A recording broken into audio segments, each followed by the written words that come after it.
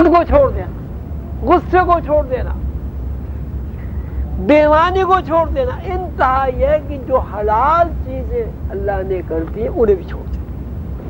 کس کے لیے چھوڑ دینا؟ اللہ کے لیے۔ تو روزے کا مطلب ہے ترک، چھوڑ دینا، کثافت اور غلاظت کو چھوڑ دینا اور لطافت اور پاکیزگی کو جمع کرنا۔ ایک دن چھوڑیں گے آپ کثافت کو، کثافت کم ہوگی، تھوڑی سی لطافت بڑھے گی، 2 دن ہوں گے، 4 دن ہوں گے۔ 20 دن کے عمل سے انسان کے اندر لطافت کا ذخیرہ ہو جاتا ہے، کثافت کم سے کم ہو جاتی ہے۔ اس لیے حضور نے فرمایا کہ رمضان کے آخری عشرے میں حضرت جبریل کی اور فرشتوں کی ملاقات کو تلاش کرو، اس لیے کہ جبریل اور فرشتے لطافت کے علاوہ کچھ نہیں۔ جب تک آپ لطیف نہیں ہوں گے فرشتوں کو نہیں دیکھ سکتے، جب تک آپ کے اندر کثافت نہیں ہوگی، کثافت ہوگی فرشتے آپ کے پاس کیوں آئیں گے بھائی؟ تو 20 روزے رکھنے کے بعد انسان کے اندر کثافت کم سے کم ہو جاتی ہے اور لطافت زیادہ سے زیادہ ہو جاتی ہے۔ دوسری جو انسان کی سب سے بڑی کمزوری ہے وہ بیداری کے بعد سونا ہے۔ جب تک آپ سوئیں گے نہیں بیداری کی تکمیل نہیں ہوتی۔ آپ اگر نہیں سوئیں گے تو دماغ آپ کا الٹ جائے گا، پریشانی ہوگی، آپ کسی کام کے قابل نہیں رہیں گے۔ یعنی بیداری میں جو کچھ آپ نے کیا ہے، بیداری کی حواس میں جو کثافتیں اور تعفن اور برائیاں آپ نے جمع کی ہے، سونے کی حالت میں وہ تعفن اور وہ کثافتیں دور ہو جاتی اور 12 گھنٹے تک نیند کی حالت میں آپ کثافت سے دور رہتے ہیں۔ اس کا نتیجہ یہ ہوتا ہے کہ کثافت اور لطافت پیرلل ہو گئے، آپ کے اندر ایک توازن پیدا ہوتا ہے۔ اگر آدمی نہ سوئے تو وہ اتنا کثیف ہو جائے گا کہ اس کا دماغ پھٹ جائے گا اور مر جائے گا۔ تو نیند ایک ایسی چیز ہے جو، دیکھیے نیند میں کیا ہوتا ہے، نیند میں آپ کھانا کھاتے ہیں، نیند میں چلتے پھرتے کچھ بھی نہیں کرتے، اور روزے میں کیا کرتے ہیں؟ نیند میں جب آپ ہوتے ہیں تو آپ کے جسم لطیف ہوتا ہے، کثیف ہوتا ہے۔ کیوں؟ آپ کھاتے پیتے نہیں ہیں، تعفن سے دور ہیں۔ روزے میں بھی کہ آپ بیدار ہیں، چل رہے ہیں، پھر رہے، لیکن آپ نے ہر حلال چیز کو اللہ کے لیے حرام کر دیا، کیونکہ آپ نے اللہ کے منشا کو پورا کرنے کے لیے ہر حلال چیز سے بھی اپنے آپ کو الگ کر دیا، اسے ترک کر دیا۔ تو جتنا زیادہ ذہن آپ کا اللہ کی طرف رہا، اسی مناسب سے آپ کے اندر اللہ کے انوار کا ذخیرہ ہو گیا، اور جب اللہ کے انوار کا ذخیرہ ہو گیا، ارے انوار سے انوار ہی ملتے۔ اس بات کو اللہ تعالیٰ میں روز کی دیتا میں خود ہوں، اس لیے اللہ تعالیٰ روزے کی جزا ہے کہ آپ نے اللہ کے لیے ترک کر کے انوار کا ذخیرہ اپنے اندر جمع کیا۔ اب 20 روزوں میں آپ کی یہ پریکٹس ہوئی، اور اس پریکٹس کے بعد آپ کے اندر لطافت پیدا ہو۔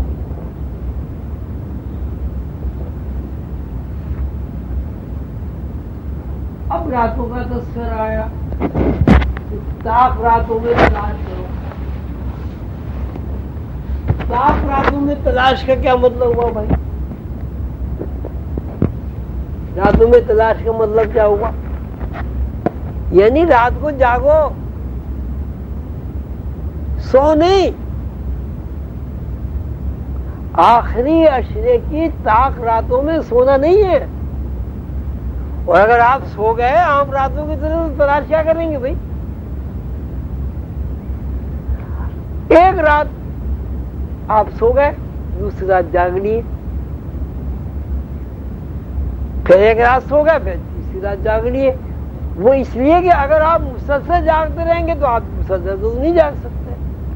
تو رسول اللہ صلی اللہ علیہ وسلم نے اپنی امت کے لیے ایک پروگرام ترتیب دیا کہ بھائی ایک رات سو جاؤ، ایک رات جاگو.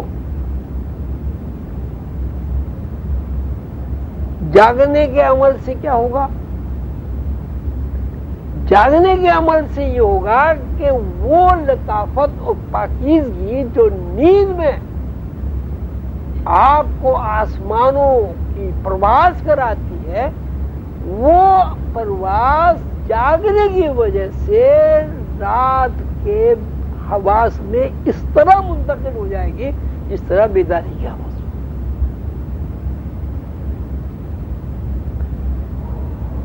اب یہ کہ جب آپ جاگے اور 27ویں شب میں سے آ گئی، اب اس 27ویں شب میں ظاہر ہے جب تلاش کریں گے، کس چیز کو تلاش کریں گے؟ کیا کو تلاش کریں گے بھائی؟ جی، شب قدر کو تلاش کریں گے. شب قدر کیا ہے؟ اس میں فرشتے نازل ہوتے ہیں، جبریل علیہ السلام نازل ہوتے ہیں، دعائیں دیتے ہیں، سلامتی کی رات ہے. تو اب آپ کیا تلاش کریں گے؟ فرشتوں کو تلاش کریں گے، حضرت جبریل علیہ السلام کو تلاش کریں گے. اب حضرت جبریل علیہ السلام کو تلاش کرنے کے لیے اب آپ نے تو دیکھا نہیں جبریل علیہ السلام کو. اب کیا طریقہ کار ہوگا؟ کہ یہ طریقہ کار ہوگا کہ چونکہ حضرت جبریل علیہ السلام خود نور ہیں، اس لیے آپ ایسی عبادت کریں گے، ایسی آیتوں کی تلاوت کریں گے کہ جس میں زیادہ سے زیادہ انوار ہیں، اور وہ انوار تلاوت کے بعد آپ کے اندر ذخیرہ ہوتے رہیں. جب وہ ذخیرہ ہو جائیں گے تو ظاہر ہے آپ حضرت جبریل علیہ السلام کو دیکھ لیں گے. لیکن اگر ذخیرہ نہیں ہوں گے تو آپ نہیں دیکھ سکیں گے. مثلاً ایک آپ کا ذہن ایسا ہے کہ 3 میل سے زیادہ آپ نہیں سفر کر سکتے، بلڈ پریشر ہے کسی کو، اس کو آپ ہوائی جہاز میں بٹھا دیں، اس کے دماغ کی رگ پھٹ جائے گی.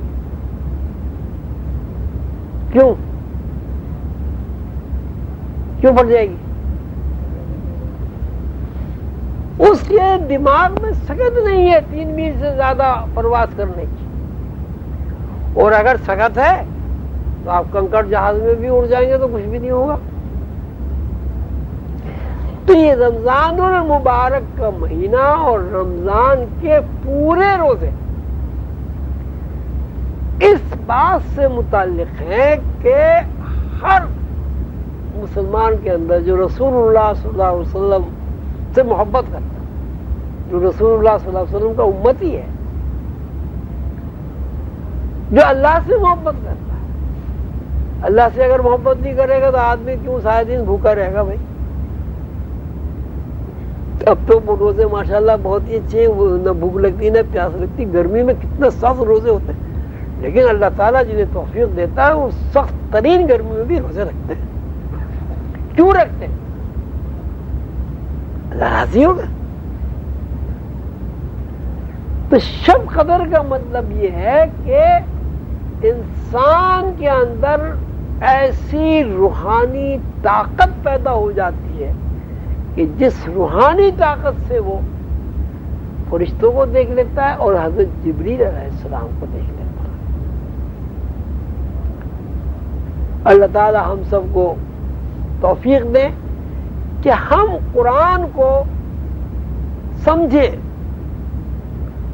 قرآن کے اندر تفکر کریں، ذہن لگائیں اب آپ ماشاءاللہ اتنے سارے حضرات تشریف لائے، اللہ تعالیٰ آپ کی اس حاضری کو قبول فرمائے.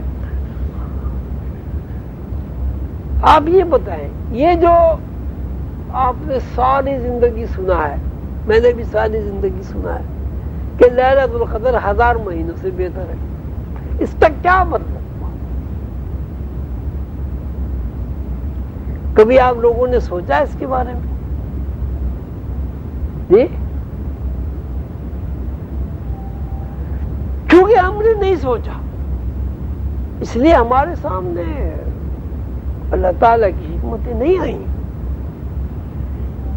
اب ہم نے سوچا کہ بھئی 1000 مہینوں سے افضل کا کیا مطلب ہوا؟ 1000 مہینوں میں تو 30,000 راتیں ہوتی ہیں، 30,000 دن ہوتے ہیں. دن کا مطلب ہے حواس، بیداری کی آواز، رات کا مطلب ہے رات کی آواز، خواب کی آواز. تو یہ تو 30,000 دن ہو گئے، 30,000 راتیں ہو گئی.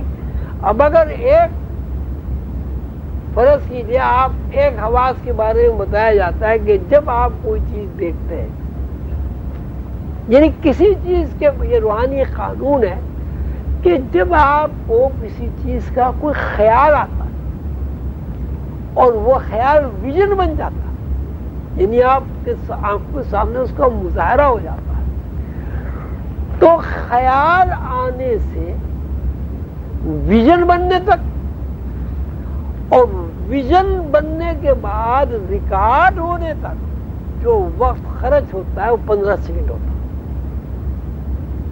ابھی آپ لوگ اپنے گھر جا کے اس کو دیکھیے گا. مثلا آپ کو کسی دوست کا خیال آ گیا، آپ فوراً گھڑی دیکھیں، 15 سیکنڈ کے بعد وہ خیال نہیں ہوگا، دوسرا خیال شروع ہو جائے گا. لیکن نظام ہے اللہ تعالیٰ کا.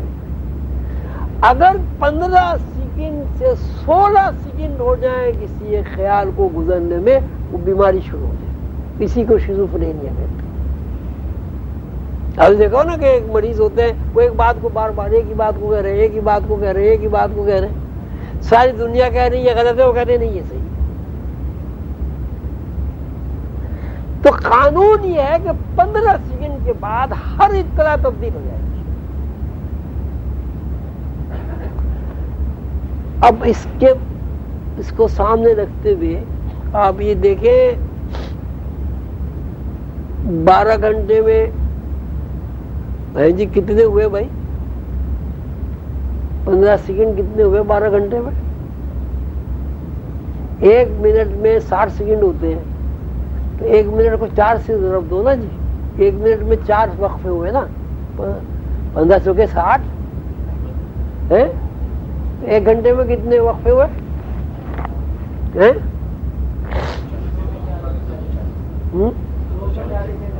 اور 12 گھنٹے میں جی 4000 سمجھ لو، 3,500 سمجھ لو. تو اس کا مطلب یہ کہ دن کے حواس میں ہم تقریباً 3,000 حواس سے گزر جاتے ہیں. ہمارے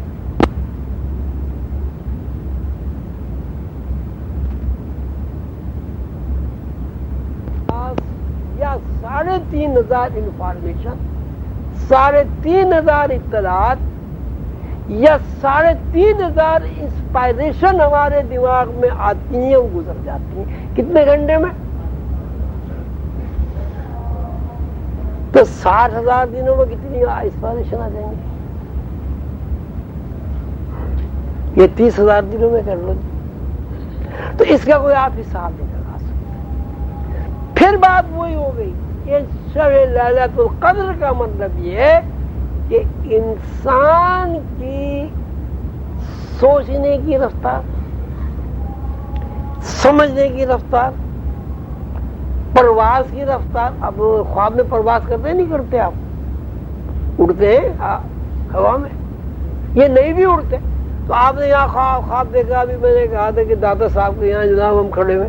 اب دادا صاحب یہاں پیدل چلو تو یہ تو 2-3 دن لگ ہی جائیں گے، 1 ہفتہ تو لگے گا. تو اس سے رفتار کا پتہ چل رہا ہے. تو تو لیلۃ القدر میں انسان کے اندر حواس کی رفتار اتنی زیادہ ہو جاتی ہے کہ جو رفتار انسان کو غیب کی دنیا میں داخل کر دیتی. اب غیب کی دنیا میں داخل ہونے کا آپ کہیں گے یہ تو بہت بڑی بات ہے، تو اللہ میاں عالم الغیب ہے. اللہ میاں عالم الغیب ہے کہ اللہ میاں نے علم غیب عطا کیا ہے. مثلا اگر اللہ تعالیٰ مجھے آپ حضرات کی دعاؤں سے برکتوں سے اس بات کی توفیق دے کہ میں فرشتے کو دیکھ لوں، تو میں نے کیا علم غیب نہیں دیکھا؟ جی آپ کو رسول اللہ صلی اللہ علیہ وسلم کی زیارت ہو جائے تو رسول اللہ صلی اللہ علیہ وسلم کی اس وقت زیارت ہونا کہ علم غیب نہیں ہے؟ یا کسی بندے کو اللہ تعالیٰ کی آواز کان میں آ جائے، اس کا علم غیب نہیں کہیں گے؟ علم غیب سے مراد یہ ہرگز نہیں ہے کہ اگر کسی آدمی کو غیب کا علم حاصل ہوا تو نعوذ باللہ وہ اللہ ہو گیا. اللہ بالکل الگ چیز ہے، علم غیب بالکل الگ چیز. اب موجودہ سائنس میں یہ ترقی روز بروز ہو رہی ہے. اب جیسے جین ڈی این اے ہے، جین ہے، اب انہوں نے تلاش کر لیا کہ اب وہ کہتے ہیں ہم یہ پتہ چل جائے گا پیدائش سے پہلے ہی کہ بچے کی آنکھیں کیسی ہیں، اس کی ناک کیسی ہے، اس کے بالوں کا رنگ کیسا ہے. جب تک اس کا علم نہیں تھا کہ یہ علم غیب نہیں تھا.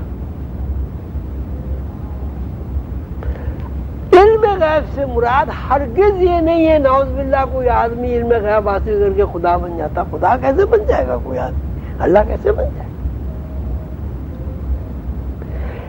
علم غیب انسان کا ورثہ ہے اللہ تعالیٰ کی طرف سے. انسان کا ورثہ ہی علم غیب ہے.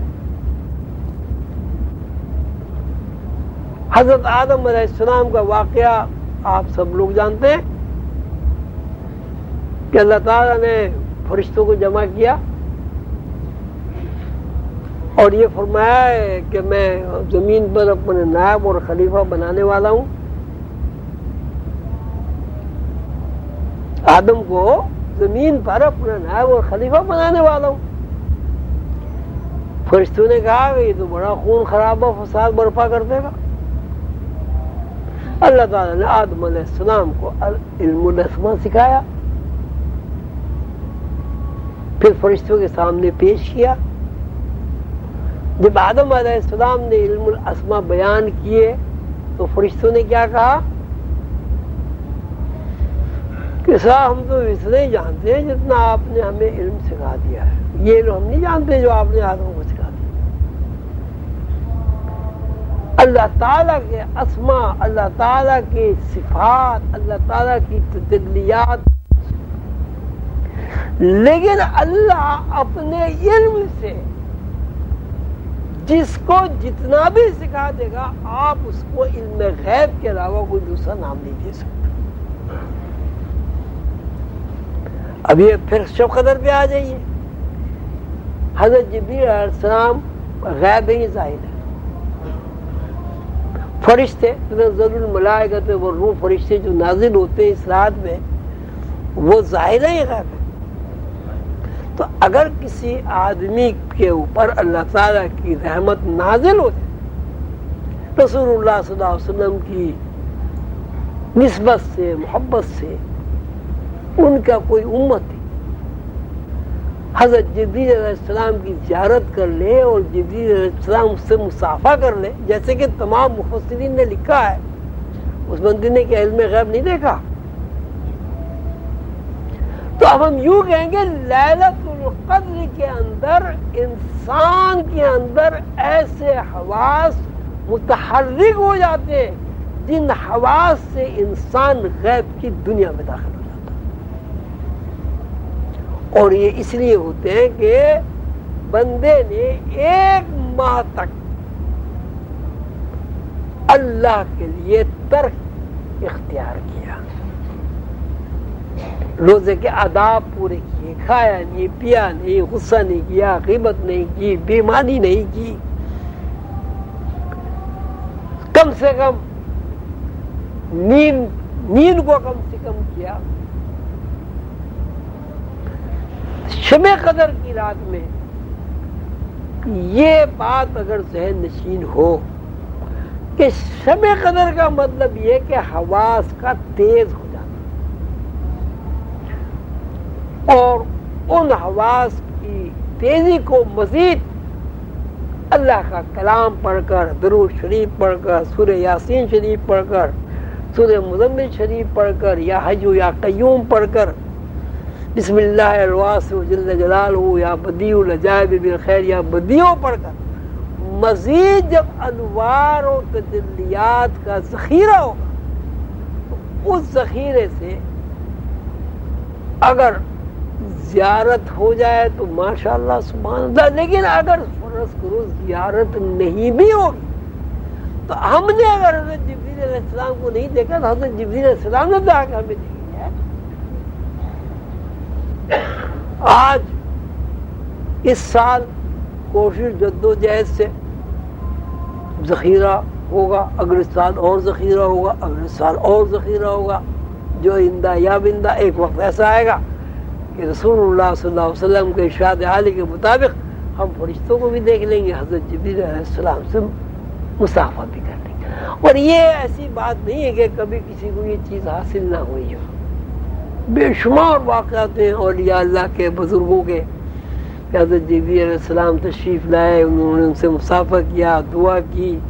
بے شمار لوگوں کے ایسے واقعات ہیں کہ انہوں نے کوئی اپنے اندر ایک پاکیزگی دیکھی، بے شمار لوگوں کے واقعات اس قسم کے کہ انہوں نے کوئی چمکدار چیز دیکھی، نور دیکھا، گداس پیدا ہو گیا اندر، رونے لگا آدمی، یکسوئی حاصل ہو گئی، لطیف ہو گیا، بالکل ہلکا پھلکا ماحول ایسا ہو گیا کہ پتہ چلا کہ ماحول میں تو یا کچھ ہے ہی نہیں، بالکل یہاں تو سوائے لطافت کی، روشنیوں کے نرواڑ کے کچھ نہیں۔ یہ کیفیات جو ہیں یہ بھی دراصل شب قدر کے ملنے کے قائم مقام ہے۔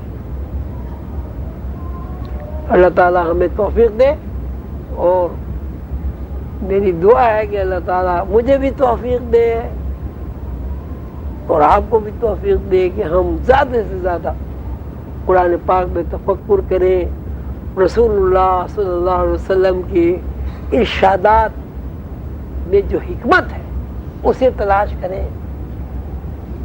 تو اب جیسے جیسے ہم قرآن میں تفکر کریں گے، رسول اللہ صلی اللہ علیہ وسلم کی ارشادات میں غور و فکر کریں گے، میں آپ سے ظاہر ہے ہمارا ذہن کھلے گا، اور نہیں کریں گے تو کچھ بھی نہیں ہوگا۔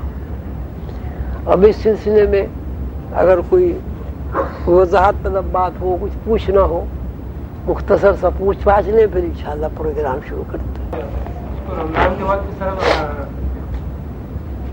رمضان کے بعد اسی طرح برقرار رکھ سکتے ہیں کہ وہی وہ ہے نا، حضور پاک صلی اللہ علیہ وسلم کا ارشاد ہے کہ مہینے میں کم سے کم 3 روزے تو رکھنے چاہیے۔ ایام 20 کے روزے کہتے ہیں، 3 روزے، 13، 14، 15۔ ایک بات، دوسری بات یہ کھانے میں ایسی چیزیں کھائیں کہ جن سے کثافت کم سے کم آپ کے اندر ہو۔ سبزیاں کھائیں، گوشت کھائیں، کم کھائیں۔ اچھا، آدھا پیٹ کھائیں۔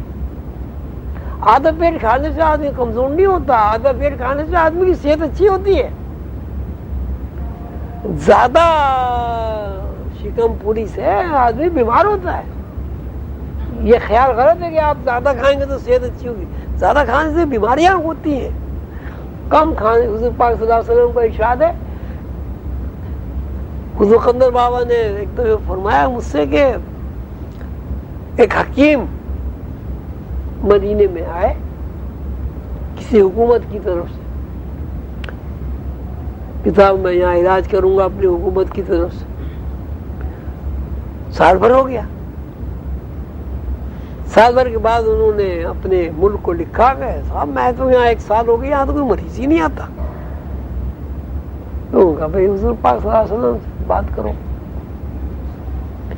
تو حضور پاک صلی اللہ علیہ وسلم کی خدمت میں حاضر ہوئے. حکیم صاحب انہوں نے کہا کہ میرے ملک نے تو خدمت کے لیے بھیجا تھا, یہاں تو کوئی بیماری نہیں ہوتا. حضور پاک صلی اللہ علیہ وسلم نے فرمایا کہ بھائی دیکھو ہمارا ایک طریقہ ہے, جب تک ہمیں خوب بھوک نہیں لگتی ہم کھاتے نہیں, اور جب ابھی آدھا پیٹ بھرتا ہے ہم کھانا چھوڑ دیتے. تو وہ کہا جی پھر تو یہاں کوئی بیمار نہیں ہوگا, آپ مجھے جا سکتے ہیں, اور وہ اپنے ملک واپس چلے. لیکن صورت حال اس وقت تو مسلمانوں کی یہ کہ کھانے سے فرصت ہی نہیں ملتی, کھاتے کھاتے سو جاتے ہیں, سوتے سوتے کھانا شروع کر دیتے ہیں. یہ کھانا کوئی آپ کی صحت کے لیے اچھا نہیں ہے.